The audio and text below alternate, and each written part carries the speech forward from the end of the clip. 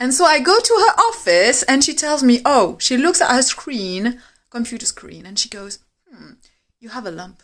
I'm like, oh, okay. It looks like it's in your cartilage. I'm like, oh, okay. So what does this mean? What is it? And then she waits and she says, I don't know. It's the first time I see that.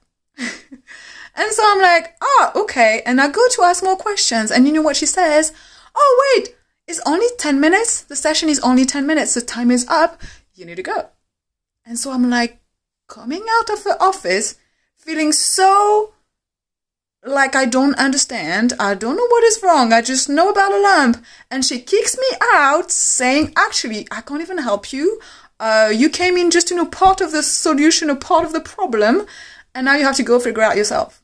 This is what happened to a lot of people when they go and try fasting, or they go and try a pranic process, or they go and try like a workshop, a retreat where they stop or change their diet so intensively. But then after that, they go through issues like overeating, emotional eating disorders, any other issues with their bodies. And then they come to me and say, Maryam, I have this issue. I did this fasting, this process, this la la la. What do I need to do? And I'm thinking, actually, where is the teacher who taught you this? What happened to the teacher? How can a teacher be a teacher if it gives you an experience, a part of an experience, but doesn't give you any solution to the issues you face as a consequence to the experience? Is that even a teacher? Is that even okay to do that with human beings? And I'm thinking about this doctor appointment that I had because I never go to the doctor. And she goes and looks at her screen thinking, actually, you never come. Why are you coming? You must have a big, big issue. Well, yes, otherwise I wouldn't be coming. Becoming a mom doesn't really help with rejuvenation, so I need your help now. And she can't even help me and kicks me out of her office, right? So for those of you who face this issue, I have an answer for you today. Hi and welcome in today's video. Maryam here, sharing about how to live a more nourishing, energizing and prosperous life. And so the story of me going to the doctor when I never go normally shows how sometimes they don't know about their job. In a sense, not in a bad way, but that doctor I went to doesn't even know what a lump in the thumb is. And I'm not saying I know, or like I won't find a way or a reason or solution or something to this issue, but I will. It will just take time. But I was kind of relying on an expert to help me on this path, because being a mom means that my energy goes, most of it to my toddler, my 3-year-old, and therefore cannot go fully to me at the moment, like it used to be when I was able to rejuvenate. And so I need a little bit of help at the moment. And that lady cannot actually help me when she is meant to help me and she's paid for it. So my friend, if you have been to something similar, and I'm going to talk about those messages I receive about you asking me the question, how can I do if I go through issues with eating, body issues after changing my diet or going through fasting intensively for a period of time? My friend, the answer is you got to figure it out yourself. But I'm going to give you actual solutions. If you went, because I don't know you, I don't know your body, I don't know your past, your history, all of this, but I'm going to give you a few keys. With fasting, you got to work on something else than the food aspect. Okay? You got to look a lot deeper. It's just like the lump I had in my thumb.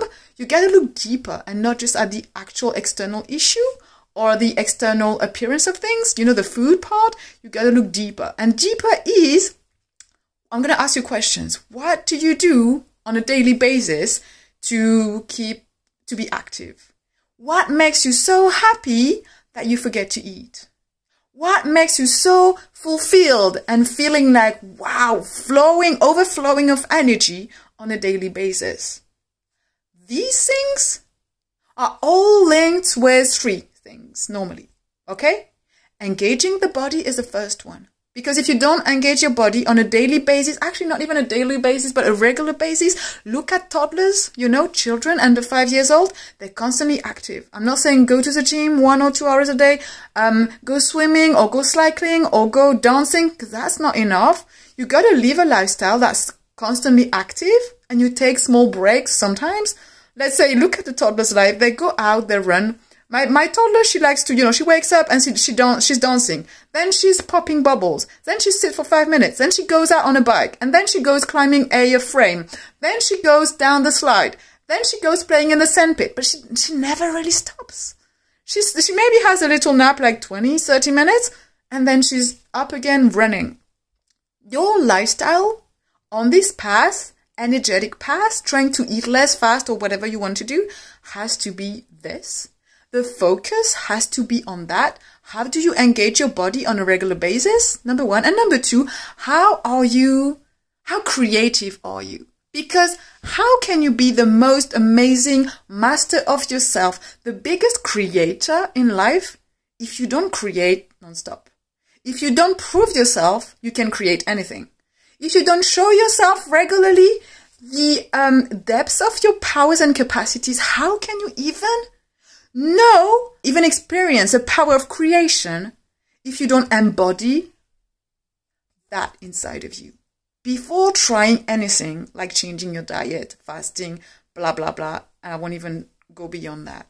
How can you, right?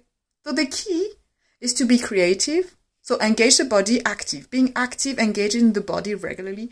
Being creative, that means constantly wanting to create stuff. That means coming out of the employment mindset when people tell you what to do, people tell you when to work, people tell you when to have breaks, people tell you how to do this and this and that, when to do it, where to go. Stop that.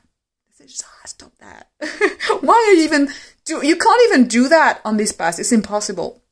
Coming out of this, coming back to your freedom, taking your power back, and be that creative person who constantly opens her heart to receive ideas from life, the universe, the cosmos, whatever you want to call it, and just creates from scratch, okay?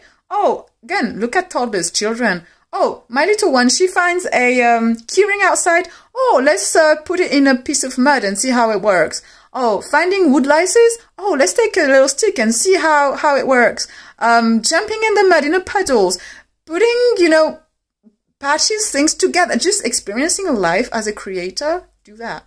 And you'll see, if you do those two things already, you will live in a lot more abundance and joy and fulfillment. And then the third thing is, so I'm going to add another one, meditation. Okay, with meditation, that's the way you actually heal, rejuvenate, and can receive more from the universe, the cosmos, because that's how you're going to get ideas and messages without having to use your brain, because that shouldn't be used for anything like that, right? Your brain should be just technical stuff. But then the rest should be through the heart and receiving, right? You are a receptor and you are working in co-creation with the universe. That's how you become a creator of anything, business, whatever stuff you want to do, building a house, la, la, la. Okay, and then the fourth one and the last one, because I only have 10 minutes in this video right now. The last one is something that most people omit.